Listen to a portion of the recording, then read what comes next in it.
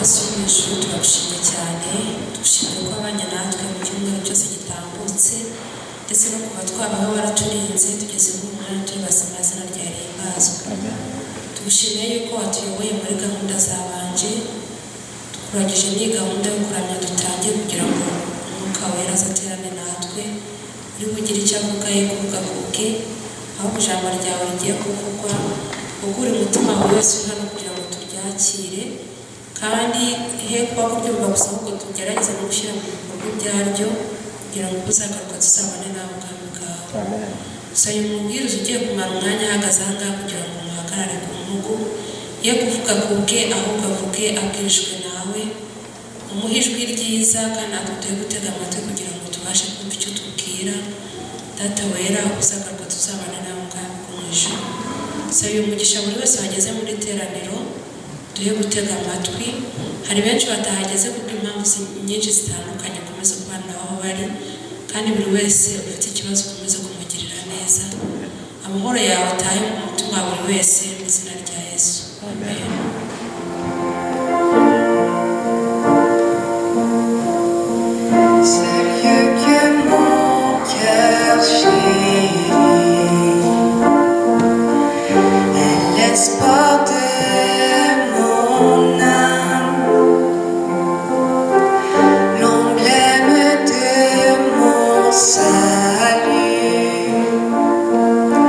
Cette croix Golgotha,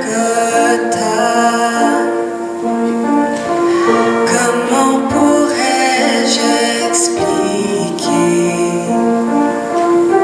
ce grand amour pour moi, que Jésus fut crucifié pour me donner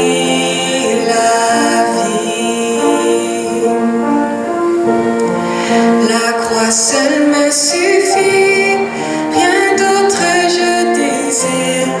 Ce qui m'était si cher, je considère comme une perte afin de te connaître. Tout ce que je possède est pour moi sans valeur, car j'ai mesuré le prix, la croix seule me suffit.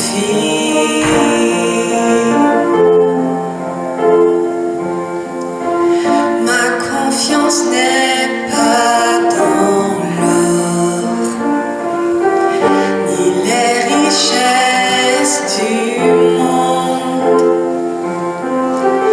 Ma confiance est en Jésus et en aucun autre nom. La croix seule me suffit, rien d'autre je désire. Ce qui m'était si cher, je considère comme une perte afin de te connaître. Tout ce que je possède est pour moi sans valeur, car j'ai mesuré le prix, la croix seule me suffit. La croix seule me suffit.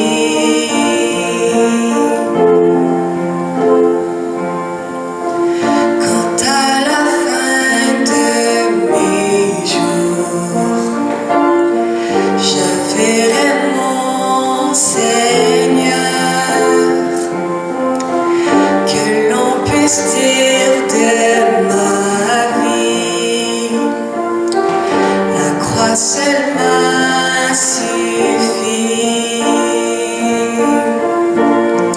La croix seule me suffit, rien d'autre je désire. Ce qui m'était si cher, je considère comme une perte afin de te connaître. Tout ce que je possède est pour moi sans valeur, car j'ai mesuré le prix, la croix seule me suffit. Tout ce que je désire, ce qui m'était si cher, je considère comme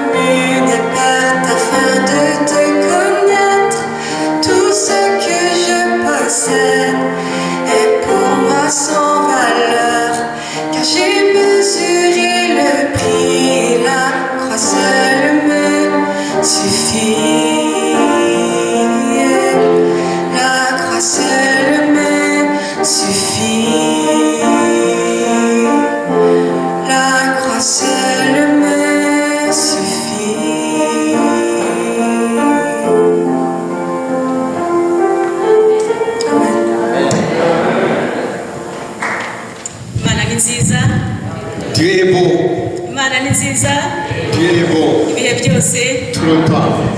twongeye gushimira Imana rero Nous remercions encore notre Créateur tugeza muri uyu mwanya. qui nous a permis d'être ici aujourd'hui. Ndabanza gushimira groupe de l'Ouest yahagarariwe na Chloé D'abord, nous remercions le groupe de l'Ouest qui a été diffusé par Chloé kubw'indirimbo nziza tugejejeho. à cause de son chant spécial qui était merveilleux. Ikintu nafashemo cyane ta grâce mon souffle. Alors, que Dieu soit avec nous tous. Ndashimira na Hope nawe wemeye kutugezaho igitekerezo cy'abana. Je remercie aussi Hope qui a accepté de nous donner soin des enfants. Abajeni bacu mwemera gukorera Imana, Imana ibaha umugisha. Tous ces jeunes qui travaillent pour le Seigneur, que Dieu vous bénisse. Kandi ndababwiza ukuri ko muzagororerwa. Je vous dis en vérité que vous serez vraiment récompensés. Ibyo mukora mumenye ko bitazaba impfabusa. Ce que vous faites vraiment ne sera pas vraiment insignifiant. Icyo mbasaba gusa nuko mugumya kunamba ku Mana mwamenye. Ce que je vous demande, c'est vraiment vous accrocher à votre Créateur. Ibyo nateguye uyu munsi Ce que j'ai préparé aujourd'hui, turaza kubisanga mu gitabo cya mbere cya Samweli nous avons trouvé ça dans 1 Samuel, igice cya 17. chapitre 17. Ni igice kirekire. C'était le chapitre. Muraza kunyihanganira nzi ko hari abantu hano hari babiri deja bambwiye ngo ushize ngo namaze igihe kirekire. Il y a des gens qui semblent être un peu impatients, alors vous allez vraiment m'excuser. Ariko iyo Imana ikubwiye kuvuga hari igihe wa mugani ukomeza kuvuga ntumenye ko n'amasaha yagiye. Des fois, quand Dieu vous demande de parler, vous parlez beaucoup. Mukanya nabwiraga umukuru Charles ngo nzimbere hano mu myaka 2 n'ukujya mumbarira no kuza nkavuga iby'imyaka 2. Tantôt je parlais à Charles que je viens ici chaque 2 ans, alors il faut que je parle au moins les paroles pour 2 ans au moins. Mbere yuko rero dutangira reka dusome Samuel wa mbere igice cya 17. Avant de commencer, on va d'abord lire 1 Samuel chapitre 17. Ku murongo wa mbere kugeza ku wa 10. Du premier verset jusqu'à 10. Ngiye gusoma. Alors on va lire. Ushobora kujya ngenda nsimbuka ibintu bimwe na bimwe kugira ngo bigire vuba. Des fois, je peux sauter quelques lignes pour que je puisse être plus rapide. Haravuga ngo Abafilisitiya bakoranya ingabo zabo kugira ngo bashoze urugamba. Bakoranira ahitwa Soko mu Buyuda. Sawuli n'ingabo z'Abisirayeli nabo barakorana bakambika mu kibaya cya Era bashinga ibirindiro kugira ngo bahangane n'Abafilisitiya. Nuko mu nkambi igeze ku murongo wa 4 ngo nuko mu nkambi y'Abafilisitiya basohokamo umugabo w'intwari witwaga Goliyati w'Igati.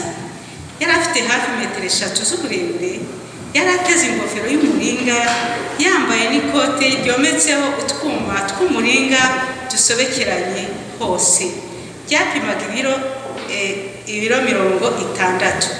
Yari yambaye ibyuma bicuzwe mu muringa bikingira amaguru, yambaye n'inkota ku bitugu.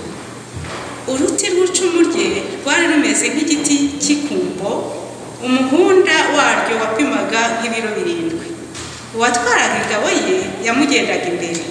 Nuko Goliyati arahagarara abwira ingabo z'Abisirayeli aranguye ati, ni kuki mwashinze ibirindiro by'intambara? Njyewe mpagarariye Abafilisitiya, namwe muri inkorera gahato za Sawuli. Nimuteremo umuntu aze turwane, nashobora kurwana nanjye akanyica turaba inkorera gahato zanyu, ariko nanjye nimurwanya nkamwica muraba inkorera gahato zacu. Uyu munsi mpinyuye ingabo za Isirayeli, nimumpe umuntu aze turwane. Sawuli n'ingabo z'Abisirayeli bose bumvise ayo magambo bashya ubwoba bakuka umutima. Alors, au lit en français, les Philistins réunirent leurs armées pour faire la guerre et ils se rassemblèrent à Soko qui appartient à Juda.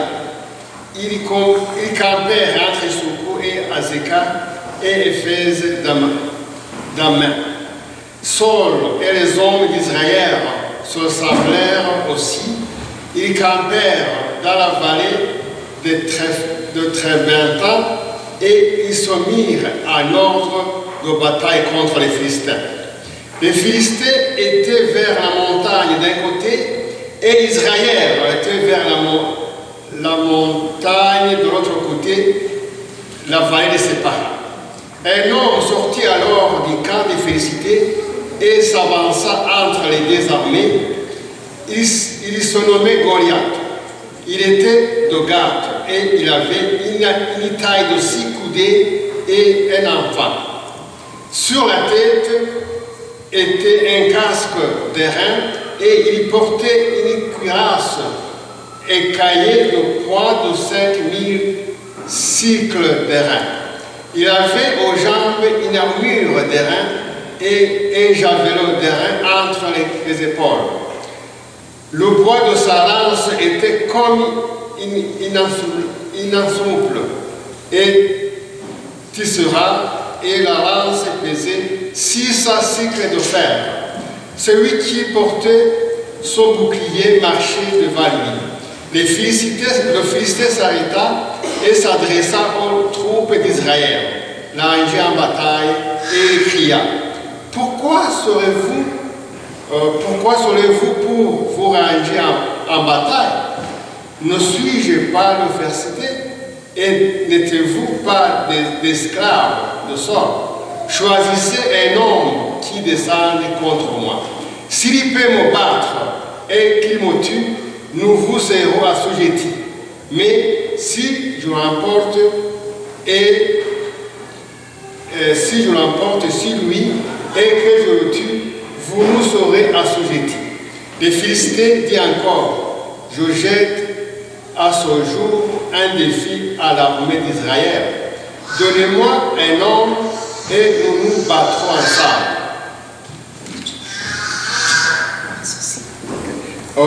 Verset 11. Saul et tout Israël entendirent ces paroles de félicité et ils furent effrayés et saisis d'une grande crainte. Dusenga Imana. Prions. Twongeye gushimira Mwami mu mwanya duhaye, turagusaba Imana kugira ngo usobanure natwe, kandi Mwami ibyo ngiye kubwira ubwoko bwawe aba ari wowe uvuga, jyewe mbe igikoresho kugira ngo Mwami tuze gutaha twese duhagijwe nawe, ni mu izina rya Yesu Kristo tubyambaje, amen. Sawuli n'ingabo z'Abisirayeli zose bumvise aya magambo bashya ubwoba bakuka umutima. Saul et les enfants d'Israël, quand ils ont entendu les mots de Goliath, ils ont été vraiment effrayés. Imbere y'umuntu umwe Abisirayeli bashya ubwoba bakuka umutima. Devant une seule personne, tout le monde était effrayé. Ubwoba Abisirayeli, ubwoko bw'Isirayeli bwibagirwa iby'Imana yabakoreye. Les enfants d'Israël, ils avaient oublié ce que Dieu avait fait pour eux. Bibagirwa ukuntu Imana yabakuye mu maboko ya Farawo. Ils avaient oublié comment Dieu les avait livrés des mains de Pharaon. Bibagirwa uburyo bambutse inyanja itukura nk'abari guca ku butaka. Ils avaient raison comment ils avaient vraiment traversé la mer Rouge. Bibagirwa ibyo byose. Ils ont oublié tout ça. Bibagirwa uburyo bafashe Yeriko batarwanye. Uburyo bafashe Yeriko batarwanye. Ils avaient oublié comment ils avaient pris Jéricho sans avoir vraiment se battre. Bahindishwa umushyitsi n'umuntu umwe. Ils ont tremblé vraiment devant une seule personne. Ariko igitekerezo gikomeza kitubwira ko ngo hari hariho umugabo witwaga Yesaya wari ufite umwana. L'histoire nous dit qu'il y avait quelqu'un qui s'appelait Esaïe qui avait un enfant. Yesaya afite abana 8. Il avait 8 enfants. Muri abo bana 8 batatu bakuru bari bari ku rugamba hamwe na Sawuli. Muri abo bana 8 batatu bakuru bari bari ku rugamba hamwe na Sawuli. Alors parmi ces enfants, les 3 enfants étaient au combat avec Saul. Noneho hakaba kana gatoya banavuga ngo baragasuzuguraga kwiberaga mu ntama. Il y avait un petit garçon qui était comme s'il était négligé, qui était toujours avec les troupeaux. noneho Isara akabwira ati ngwino ujye murire bakuru bawe. Alors son père lui a dit, alors tu vas apporter de la nourriture à tes grands frères. Hanyuma ugende nugerayo ugaruke uzambwira uko bameze. Alors va les voir, de retour tu vas me donner les nouvelles. Umwana Dawidi aragenda. C'était David il est parti. Agezeyo noneho igihe agezeyo asanga wa Mufilisitiya n'ubundi ari kwigamba ku rugamba kw'ingabo z'Abisirayeli. Alors quand David est arrivé là-bas au bataille, il a trouvé le Philisité. Il était en train de se vanter devant les armées d'Israël. Hanyuma yumva n'abantu bari kuvuga bati umwami yaravuze, umwami Sawe yaravuze ati uzica uriya muntu azamugororera ndetse azamushyingira n'umukobwa we. Alors il a entendu même le roi dire que celui qui allait tuer son monsieur, il allait être vraiment récompensé et qu'il allait donner aussi sa fille. Umwana Dawidi ati ese ubundi uriya Mufilisitiya utakebwe ni iki kugira ngo ashotore ingabo z'Imana nzima? Alors David a dit certaines circonstances vraiment qui est en train de se vanter devant les enfants d'Israël, vraiment il n'a pas honte. Dawidi ntasana yari afitanye n'urwo rugamba. David n'était pas supposé d'être au combat. Yaraje kugemurira bakuru be ubundi akisubirira mu ntama ze. Seulement il avait amené de la nourriture à ses grands frères et puis retrouver son troupeau. Ariko hari ikintu David atabashije kwihanganira. Alors il y a quelque chose que David vraiment n'a pas vraiment accepté. Kumva umuntu yihangara agatuka ingabo z'Imana nzima. Alors il n'a pas vraiment aimé quelqu'un qui injuriait l'armée des enfants d'Israël, le peuple de Dieu. Dawidi niwe wenyine wabonye ko Goliyati ari gutuka ingabo z'Imana nzima.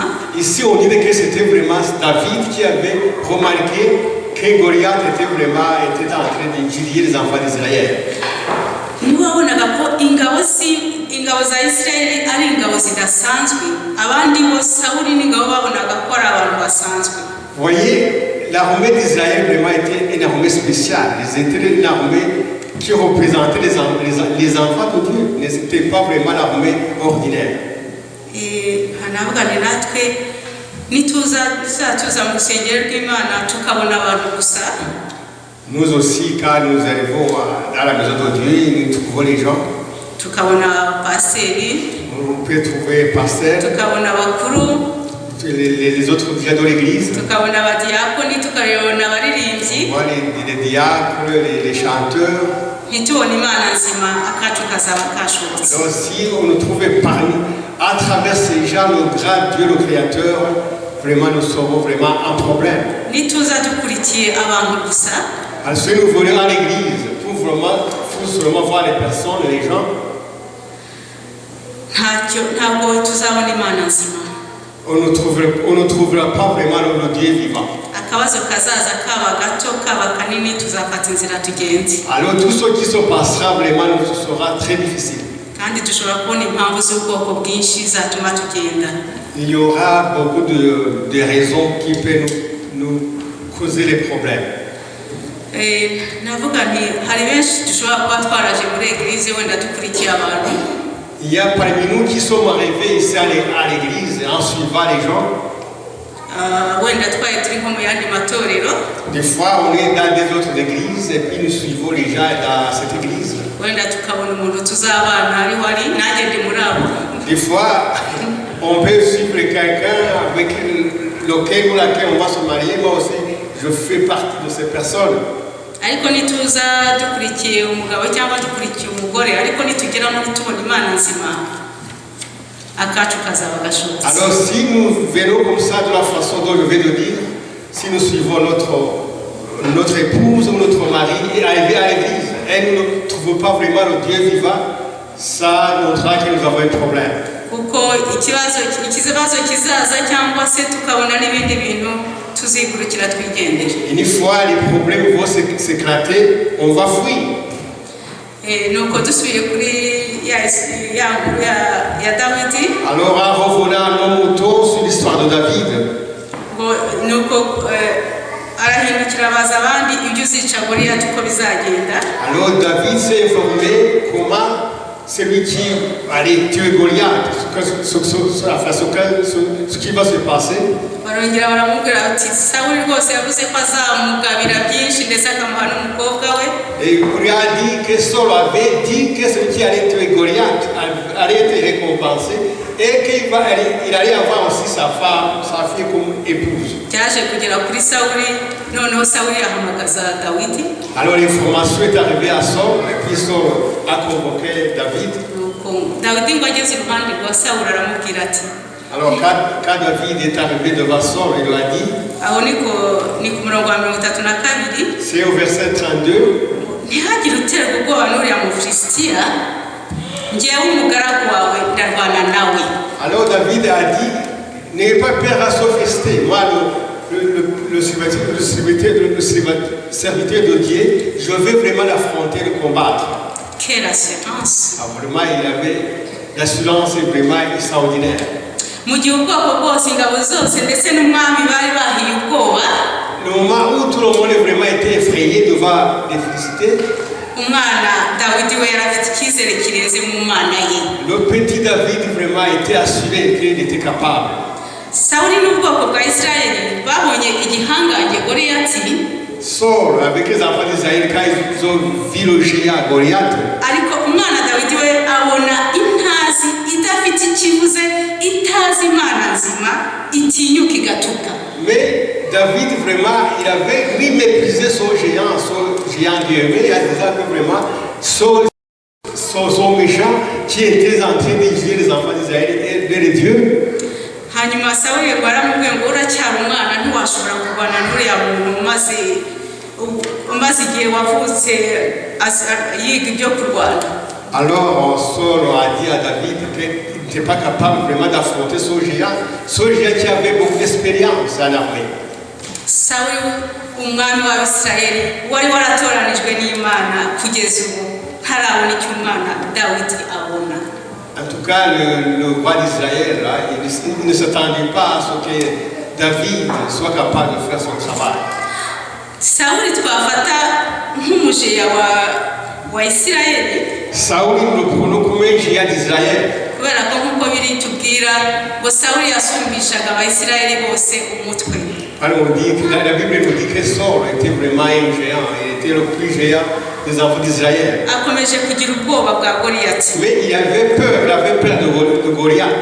Sawuli umwami wa Isirayeli n'ingabo ze ntabwo bazi ubutunzi bukomeye Isirayeli ifite. Alors Saul et les enfants d'Israël, ils ne savaient pas vraiment la richesse du peuple de Dieu, des Israélites. Le petit David, c'est lui qui comprenait la valeur d'Israël. Nous aussi, nous ne savons pas vraiment la valeur de la richesse que nous avons. Dawidi yasobanukiwe ko afite Imana nzima ishobora byose ifite agaciro karenze urugero. David a compris c'est lui qui a compris qu'ils avaient un Dieu vivant. Kandi ko ntawe ushobora kuyivuga uko yishakiye ayituka ayitesha agaciro ngo ibire kutiyerekana. Et il avait remarqué que personne n'avait pas le droit vraiment de mépriser le Créateur. Kandi Dawidi yarazi neza ko atari ugiye kurwana na Goliyati. David savait que ce n'est pas lui qui allait affronter Goliath. Il savait que c'est Dieu qui allait l'utiliser pour vaincre Goliath. Nous aussi, quand nous avons une bataille à livrer, nous devons savoir que ce n'est pas nous qui allons lutter dans cette bataille. Alors nous devons savoir que c'est notre Dieu qui nous permet d'affronter les ennemis dans cette bataille.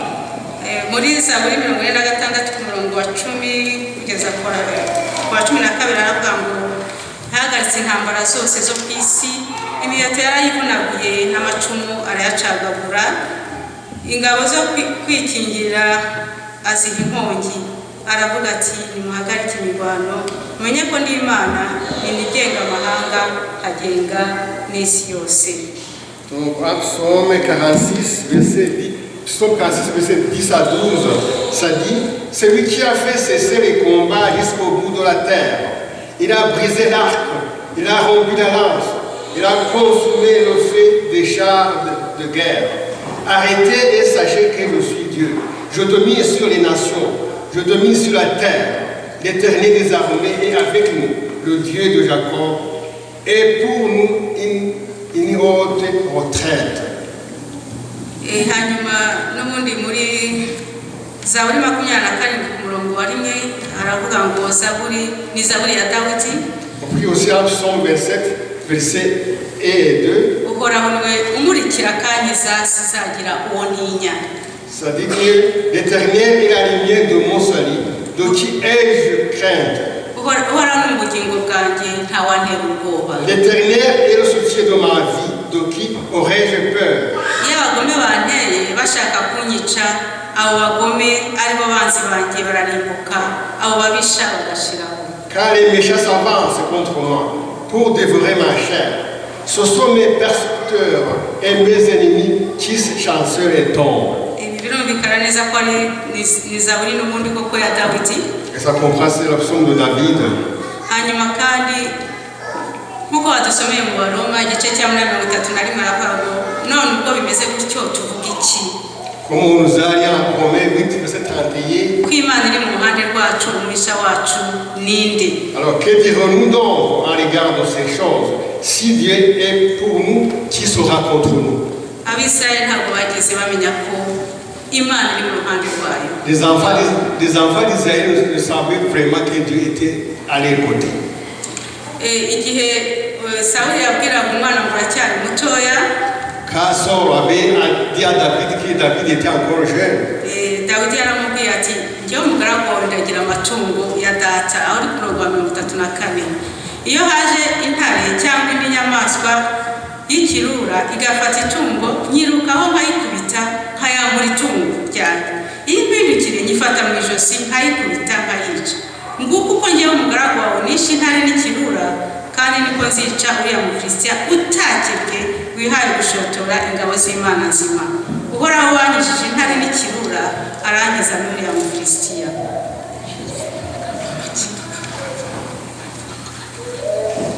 alors David a dit qu'il était un beau berger qui était capable de défendre ses brebis. Alors il a dit qu'à part l'aide du Seigneur, qu'il allait remporter la victoire contre le Philistin. Mwene data uri hano uyu munsi ushobora kuba ufite umujeya uguhangayikishije uyu munsi mu buzima bwawe. Alors frères et sœurs, chacun de nous peut avoir un géant qui le trouble dans sa vie. Ushobora kuba ari mu rugo, Il peut être à la maison, ashobora kuba ari mu kazi, il peut être au travail, ashobora kuba ari no mu masomo, il peut être à l'école, mu mibereho hamwe n'abandi bantu. ou bien dans la vie sociale.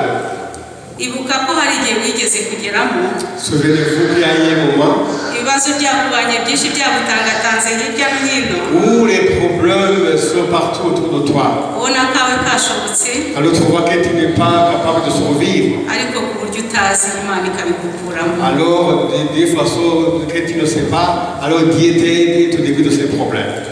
Muri Yeremiya igice cya 31 umurongo wa 3 haravuga ngo En Jérémie, chapitre 31, verset 3 au 8. Uwiteka yambonekeye kera ati ni ukuri nagukunze urukundo ruhoraho nicyo cyatumye ngukuruzi neza ndakwiyegereza.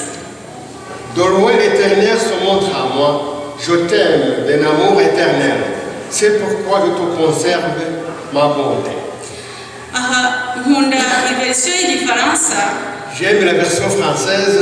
kuko mu kinyarwanda biri mu mpitagihe, À Kinyarwanda, c'est au passé. ariko mu gifaransa biri mu ndagi. Mais en français, nous avons ça en présent. Je t'aime d'un amour éternel. Alors, ngukunda urukundo rw'igihe cyose. Ni navuga ngo ni ndagihe ifashe impitagihe igafata indage igafata n'insagihe. Mais vous voyez que la concordance des temps en français, c'est plus ou moins bien expliqué. Imana je t'aime n'uvuga ngo naragukunze kuva utaravuka kugeza ubu ndagukunda kandi nzagukunda. Donc je t'aime, j'avais dit, je t'aime dans le passé, je t'aime aujourd'hui et je continuerai à t'aimer toujours. Urukundo rw'Imana ruhoraho ibihe byose. L'amour de Dieu est là tous les jours. Imbabazi zayo zihoraho ibihe byose. Et son pardon existe toujours. Ubutabazi bwayo buhoraho ibihe byose. Sa délivrance est éternelle. Quelle que soit la situation. Uko byaba bimeze kose. Niyo mpamvu kubw'urukundo rwayo atazigera agutererana n'umwiringira. C'est la raison pour laquelle, si jamais vous avez confiance en Dieu, il sera toujours à tes côtés. Kimana idusaba gusa no kumwiringira. Dieu nous demande vraiment d'avoir confiance en lui. Nuko Sawuli ngo yabonye ukuntu umwana afite gukomera mu Mana, aramuga ngo nuko uhoraho abe kumwe nawe. Alors Saul s'est rendu compte que l'enfant était vraiment courageux et puis il a dit que le Créateur Dieu soit avec toi. Uburyo umwana Dawidi yashubije yemeza adashidikanya byatumye Sawuli amugirira icyizere. Alors la façon dont David répondait, ça a vraiment donné l'assurance à Saul que David était capable. Dawidi ngo yashatse kwambika umwana Dawidi imyambaro ye y'intambara niko nabivuga. Alors Saul a essayé d'habiller à David les habits de la guerre, les armures. Ibitwereka ko kugeza ubu Sawuli yaratarasobanukirwa. Et à ce moment-ci, Saul n'avait pas encore compris. Arashaka gufasha Imana. Il voulait aider Dieu. Ntabwo Imana ikeneye ko ubufasha bwacu. Dieu n'a pas besoin de notre aide. Icyo dushaka ni uko tuyiringira. Alors ce qu'il veut, c'est que nous puissions avoir confiance en lui. Batubwira ko Dawidi yafashe imyambaro arayambara ananirwa kugenda. La Bible dit que David a essayé d'enfiler les habits de combat et puis il ne pouvait pas marcher, c'était très lourd. Hanyuma abikuramo. Alors il les a enlevés. Yifatira inkoni ye. Il a pris son bateau. Afata umumetso we. Il a pris son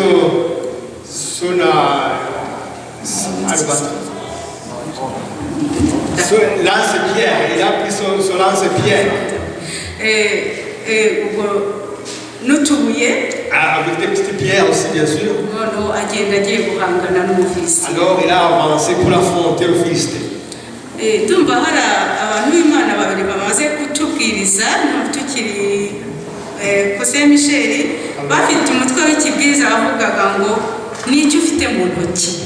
Alors nous avons eu des prédications quand on était encore à Saint-Michel, dont le titre était Qu'est-ce que vous avez dans tes mains? Imana nishaka kugukoresha ntabwo gusaba ibintu bihambaye. Si Dieu veut t'utiliser, il ne demande pas beaucoup de choses. Ntabwo gusaba gukoresha ibintu utamenyereye. Il ne veut pas que tu utilises les choses dont tu n'as pas vraiment l'expérience. Igikoresho cyawe cya buri munsi nicyo izagufashirizamo kugira ngo uve mu bigukomereye. Alors ton outil de chaque jour, c'est ça qui va te permettre de travailler. Muribuka baza Mose ati ufite iki mu ntoki? Vous vous rappelez quand Dieu a demandé à Moïse, qu'est-ce que tu as dans ta main? Moïse icyo yari afite mu ntoki cyari inkoni. Moïse n'avait qu'un bateau. Inkoni niyo Moïse yakoresheje kugira ngo akoreshe ibitangaza byose yakoze. Alors c'est son bateau de Moïse qui a vraiment opéré des miracles qu'il a fait. Natwe rero ntabwo Imana idusaba ibintu birenze. Dieu ne demande pas des choses extraordinaires. Niba ushobora gufata urugero wenda niba wamenyereye gukoresha bya byuma banza babyita mudasobwa. Alors vous voyez, Dieu mudasobwa. Ok. Alors, des fois tu peux avoir ton ordinateur. Peut-être Dieu peut t'aider ou bien t'utiliser à travers cet instrument. Tu peux être une infirmière. Alors Dieu peut t'aider ou t'utiliser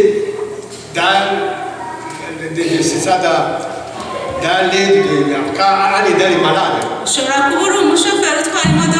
peux être un chauffeur. kubatizamo.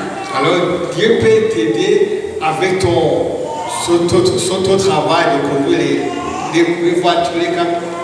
Ushobora kuba ufite mu ntoki zawe gusenga. Tu peux avoir dans tes mains la prière.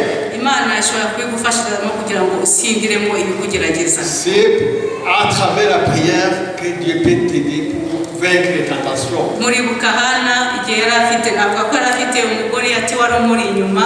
Vous vous rappelez qu'Anne avait un gros Goliath qui était derrière. Mukeba wahoraga amubwira ku mubyimba we ko atabyaye.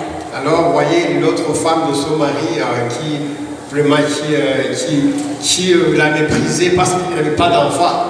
Hana yagiye ku mavi. En tout cas, Anne, il s'est gemue pour la prière. Yagiye ku mavi arasenga kandi Imana yaramushubije. Elle a prié et Dieu a exaucé cette prière. Ushobora kuba uri n'umuririmbyi. Tu peux être un chanteur. Mushobora kwibuka ni Josaphat muri chronique ryo ku ngoma. Vous vous rappelez que dans les chroniques là, il y avait un Josaphat. Bari ku rugamba yashyize abaririmbyi imbere urugamba bararusenga. Josaphat, il était un musicien, il a conduit le groupe, ils ont chanté cantique et avec ça ils ont gagné la bataille. Ibyo dufite n'Imana izadufashirizamo kugira ngo tubashe gutsinda urugamba. Ce que nous utilisons, ce que nous avons dans nos mains, c'est ça que Nidushakishe kure. c'est ça que Dieu utilise pour nous utiliser. Twongeye gukomeza ubwo Dawidi yifitiye agahabo ke, yifitiye amabuye, yifitiye umuhometso we. On continue avec David là. David avait son sac avec ses pierres et sa lance et pierres. Nuko umufilisitiya amubonye aramwitegereza. Alors quand le Philistin l'a vu venir et puis il a dit. Abonana agahungu keza gafite uburanga. Là il a vu que c'était un joli petit garçon. Aragasuzugura. Alors vraiment il a sous-estimé. Nuko arakavuga ngo niko sha wasanze ndimbwa buryo waje kumurwanya witwaje inkoni. Alors il a dit vraiment toi tu m'as sous-estimé de façon que tu es arrivé m'affronter avec un bateau. Aravuga ngo ngaho ngwino mubagira ibisiguri bwe n'inyamaswa. Alors il a dit viens, je vais te déchirer et te donner aux oiseaux pour manger. La réponse de David était vraiment très intéressante. David ati waje kundwanya witwaje inkota n'icumu n'igihosho naho ngewe nje kukurwanya mu izina ry'Uhoraho Nyiringabo Imana y'ingabo za Isirayeli arizo washotoye. David il a donné une réponse très importante. Il a dit toi tu es venu m'affronter avec des armes, des armures, beaucoup d'armes. Mais moi je suis venu t'affronter avec seulement le nom de l'Éternel. Arabaririmbyi baririmbye ngo aho kubwira Yesu ufite ibibazo. Il y a les chanteurs qui ont chanté disant que au lieu de dire à Dieu que tu as des problèmes. Ahubwo bwira ibibazo kufite Yesu. Mais seulement dis au problème que toi Jésus. Dawidi ntabwo yagiye avuga ati Mana mbabarira mfasha ndwane n'uriya muntu mutsinde. David quand il avançait pour affronter l'ennemi Goliath, il n'a pas demandé à Dieu de dire laissez-moi gagner la bataille. Yagiye abwira ati ngewe nje kukurwanya mu izina ry'Uhoraho Nyiringabo. Seulement il a avancé en disant que moi je viens t'affronter, te combattre au nom de Dieu qui est le chef de l'armée. Il a montré au problème qu'il avait un Dieu. Alors comment répondons-nous aux gens qui nous médisent? Est-ce que nous répondons aussi à les injuriats? Mais ou bien nous répondons à ces gens en donnant la gloire à notre Dieu. David a donné l'honneur, la gloire du Seigneur devant les étrangers. Nous aussi nous devons donner la gloire à notre Seigneur aux gens qui nous affrontent.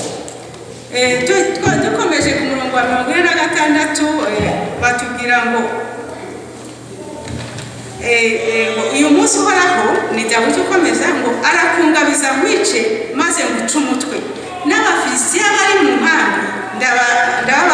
agasiga inyamaswa zibarya bityo abatuye isi bose bazamenyera ko abisirayeli bafite imana n'abantu bose bazamenya ko uhoraho adakeneye inkota n'amacumu kugira ngo atsinde uhoraho niwe utanga gutsinda urugamba kandi uyu munsi yabatugabije.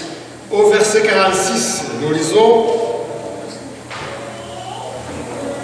Aujourd'hui, c'est David qui a dit ça, aujourd'hui l'Éternel se livrera entre mes mains, je t'abattrai et je te couperai la tête. Aujourd'hui, je donnerai les cadavres de camp des Philistins aux oiseaux du ciel et aux animaux de la terre. Et toute la terre saura qu'Israël a un Dieu. Imigirire yacu iratuma abantu tuba turi kumwe buri munsi bavuga ko dufite imana nzima. Parce que nos actions peuvent montrer aux gens avec qui nous travaillons tous les jours. Uyu munsi tumenye ku rugamba tukaba dufite ubwo ariko rwose ko Uwiteka ari we uzaduha kurutsinda. Sachant que dans toute notre bataille, dans toutes nos guerres, de chaque jour, nous devons savoir que c'est le Dieu, notre Dieu éternel, qui nous permet de gagner la bataille. Mbese aho turabona itandukaniro riri hagati ya Dawidi na Goliyati. Parce que trouvons-nous la différence entre Goliath et David. Goliyati ati ndakugaburira. Goliyati ati ndakugaburira ibisiga. Goliath a dit, moi je vais donner ton corps aux oiseaux, enfin, aux vautours, comme repas. Ariko Dawidi ati uyu munsi uhoraho arakugabisa. Mais David a dit seulement que l'Éternel va me délivrer.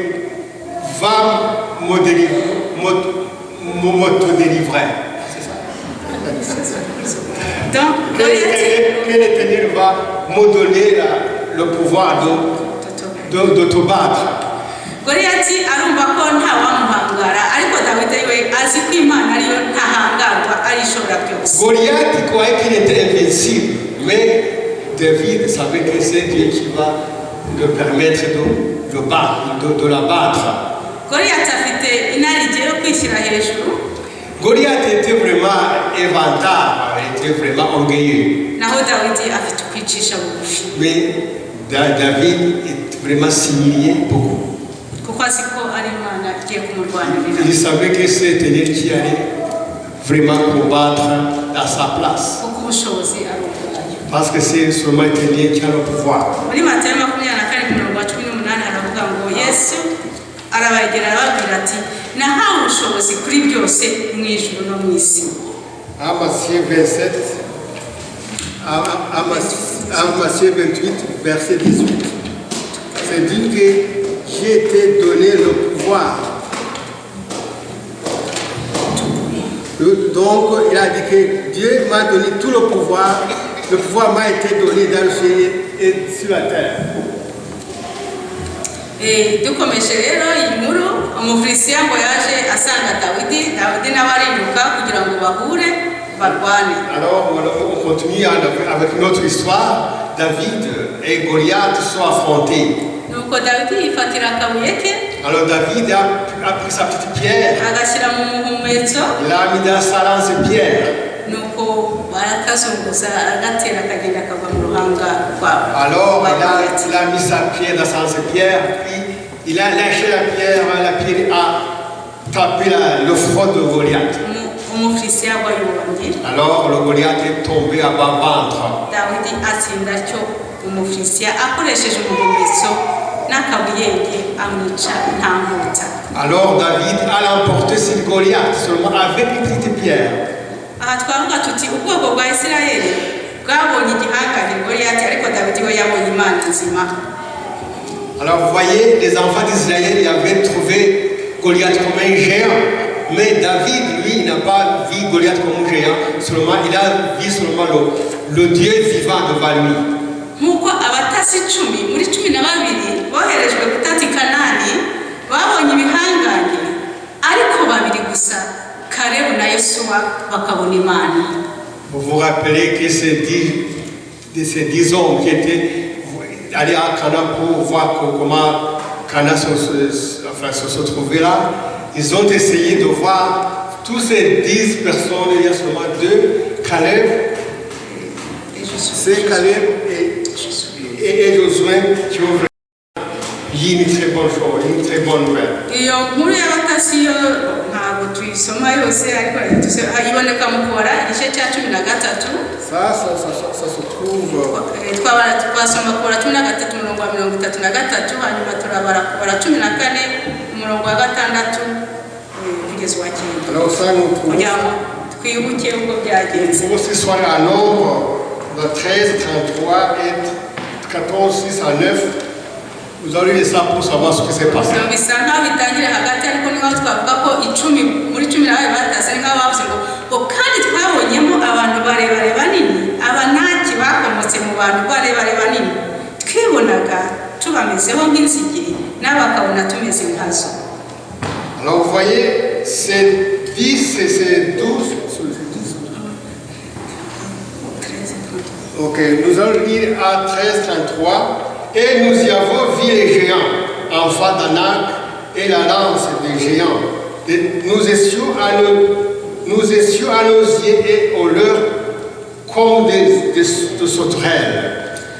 hanyuma dukomeje kubara 14 mirongo 3 kugeza wa 9 rwanda Yosuwa mwene Nuni na Kalebu mwene Yefune bari mu mubare w'abatasi icyo gihugu bashishimura imyenda yabo babwira iteraniro ry'Abisirayeli ryose bati igihugu twaciyemo tugitatana kiza cyane niba Uwiteka atwishimira azatujyana muri icyo gihugu akiduhe kandi ari igihugu cy'amata n'ubuki icyakora ntimugomere Uwiteka kandi nimutinye bene icyo gihugu tuzabarya nk'ibitsima ntibagifite ikibakingira kandi Uwiteka ari mu ruhande rwacu ntimubatinye. Alors, à Nombre 14, verset 6 à 9, ça est écrit: et parmi ceux qui avaient exploré le pays, Josué, fils de Nun, et Caleb, fils de Jephné, déchirèrent leurs vêtements et parlèrent ainsi à toute l'assemblée des enfants d'Israël. Le pays que nous avons parcouru pour l'explorer est un pays très beau et excellent. Si l'Éternel nous est favorable, il nous amènera dans ce pays et nous le donnera. C'est un pays où coule le lait et le miel.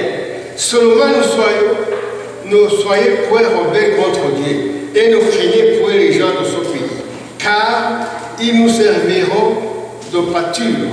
Ils n'ont plus d'ombrage pour les couvrir. L'Éternel est avec nous, ne le craignez point. bakristo bavandimwe ibihanganye birashushanya ingorane n'ibibazo duhura nabyo. Alors, frères et sœurs, les géants ça donne l'image des problèmes que nous affrontons tous les jours.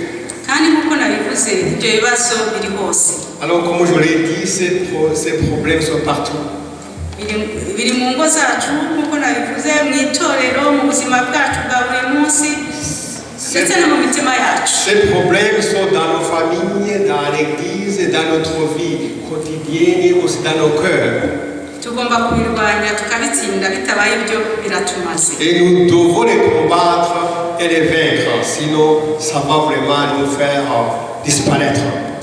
mu ngo zacu dushobora guhura n'ibibazo bikomeye. Dans nos familles, on peut affronter beaucoup de problèmes. by'abana cyangwa se abo twashakanye. Les problèmes des enfants ou bien les problèmes des époux. bakabibirana. Alors nos enfants vraiment peuvent être des vagabonds. bakibagirwa inshingano zabo. Alors ils peuvent oublier les responsabilités. bakumva ko byose babyemerewe. Ils croient qu'ils sont permis à toutes choses. ibiyobyabwenge. Les drogues. ubusinzi. L'ivrognerie. ubusambanyi. l'adultère. n'ibindi byinshi ntibibuke bakirengagiza ko Imana yari yibagenga kandi ko ibona byose. Et puis ils oublient que c'est le Dieu, notre Dieu éternel, qui les permet de faire ce qu'ils doivent faire. Imana ibona byose ikabyirengagiza. Dieu voit tout et puis se calme. ariko igihe izabishyira ku mugaragaro. Mais au moment où il va tout mettre à jour, bazakorwa n'isoni. alors tout le monde sera vraiment étonné. mu itorero dushobora guhura n'ibibazo by'abantu batumvikana ku giti cyabo. À l'église, on peut avoir des problèmes avec des gens qui ne comprennent pas entre eux. Ugasanga bitandukanije itorero. Des fois, ça peut diviser l'église. Dushobora guhura n'ibibazo by'abantu bata bagahebera mu byaha ugasanga biciye intege abandi. On peut trouver les gens qui font beaucoup de problèmes, de péchés, et puis cela décourage les autres membres. Dushobora guhura n'ikibazo wenda cy'umuyobozi nawe uteshutse inzira. On peut avoir un problème de dirigeant aussi. Ugasanga agwishije benshi. Un dirigeant aussi qui peut être une épée d'achoppement pour les autres. Mu buzima bwacu n'imibanire hamwe n'abandi nabwo dushobora guhuramo n'ibitukomereye. Dans notre vie personnelle, on peut aussi croiser des choses qui nous semblent compliquées. Ugasanga ubuzima bwacu buhungabanye. Alors cela peut perturber notre vie. Hakaza ubwigunge. Puis ça vient là. Guhemukirwa. Alors ça vient aussi de la solitude. Ugasanga uhamukiwe niwo wizeraga utakekaga ko ashobora kukugirira nabi. Alors des fois la personne à qui tu as confiance vraiment il te fait mal. Kandi mwari musanzwe musangira kabisa n'agahinda. Alors que vous étiez des amis. Dushobora kugira abajeya mu mitima yacu. On peut avoir des géants aussi dans nos cœurs. Ugasanga dufite ubwoba bw'akazaza. Des fois nous avons peur de l'avenir. Tugatinya ko ubuzima bwacu bushobora guhungabana. Des fois nous avons peur que notre vie peut basculer d'un moment à l'autre. Ugasanga dufite umutimanama uducira urubanza. Des fois nous avons des pensées vraiment un peu négatives. Dufite ibyiyumviro bishobora gutuma twiheba. Et alors que nous avons vraiment des pensées de décourage, qui nous découragent dans notre vie personnelle. Dushobora kwibaza tuti kuki ibyo bitugeraho. Alors on peut demander pourquoi tout ça arrive à nous. Tugomba kumenya ko akenshi igihe turi ku murimo tuwukomeyeho tuwukora rwose dushishikaye nibwo ingorane ziza. Des fois au travail, quand on travaille très bien et puis après les problèmes surgissent. Ni igihe Abisirayeli bari biyemeje kujya imbere ngo bagere i Kanani.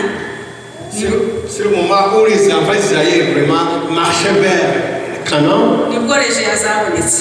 Alors c'est à ce moment-là qu'ils ont eu des problèmes. Baratinye banga kugenda. Ils ont eu peur, ils ont refusé d'avancer. Ariko muzi ko byabagendekeye. Et vous savez ce qui s'est passé à eux. Basubiye mu butayu imyaka 40. Alors ils ont retourné, ils ont marché à Haut pendant 40 ans dans le désert. Kandi Imana yarababwiye ati mwese uko muri aha uretse Kalebu na Yosuwa bambesheje icyubahiro nta uzakandagirikana. Vous savez, Dieu avait dit que personne n'allait arriver à Canaan, sauf les deux personnes qui ont honoré Dieu. C'était Caleb et Josué. Kandi bari bahageze bahareba. Et vous voyez, ils étaient presque d'arriver à Canaan. Mais à cause de ça, ils ont tourné à Rome pendant 40 ans. Bakristo bavandimwe, pas de géant à affronter, pas de Canaan à gagner. Nta bigeragezo dutsinze, nta joro tuzabona. Sans avoir vraiment passé à travers et gagné les tentations et les difficultés. Mu Bakorinto ba igice cya 13 haravuga ngo nta kigeragezo kibasha kubageraho kitari rusange mu bantu. Kandi Imana niyo kwizerwa kuko itazabakundira kugeragezwa ibiriti byo mushobora. Ahubwo hamwe n'ibagerageza izabacira kanzu kugira ngo mubone uko mubasha kukihanganira. À Corinthiens 10, verset 13, il est écrit: aucune tentation ne vous est survenue. Il n'est été humain. Dieu est fidèle. Il ne permettra pas que vous soyez tentés au-delà de vos forces. Mais avec la tentation, il préparera aussi le moyen d'en sortir, afin que vous puissiez la supporter.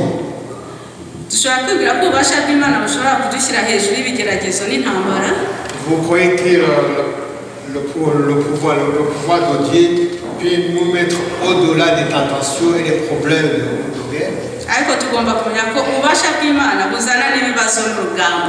Il faut savoir que le pouvoir de Dieu amène en même temps des problèmes et des guerres et des combats. iyo imana iguhiriye bihungabanya abanzi.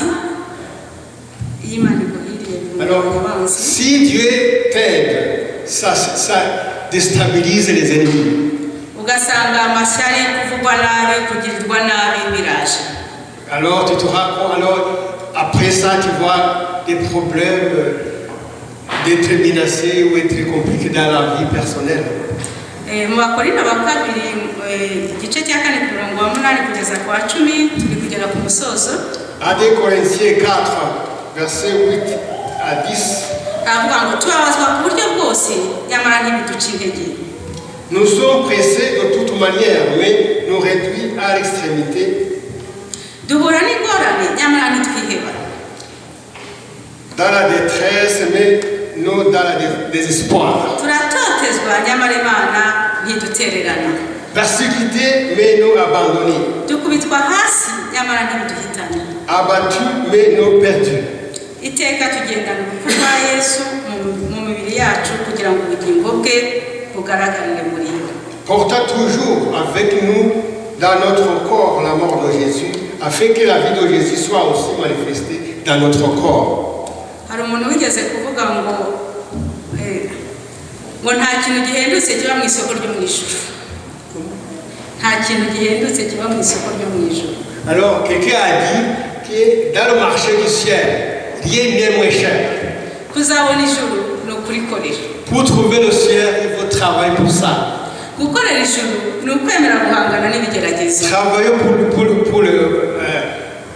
pour le ciel, c'est être prêt à affronter les tentations.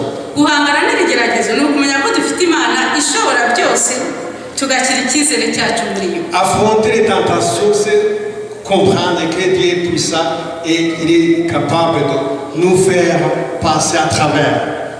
Bakristo bavandimwe, kumenya Imana nibwo bumenyi buruta ubundi bwose. Mes chers amis, ça, connaître Dieu, c'est la bonne connaissance de toutes les connaissances. C'est la meilleure. Kuvumbura ubushake bw'Imana nibwo buvumbuzi bukomeye. Alors, découvrir la volonté de Dieu, c'est la meilleure, ce sont les meilleures connaissances.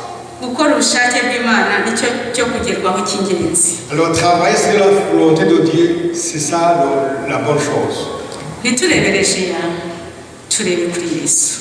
Alors, ne fixons pas nos yeux aux géants, mais fixons nos yeux à Jésus. Imana ihabwe icyubahiro. Que Dieu vous bénisse, que Dieu soit béni et glorifié.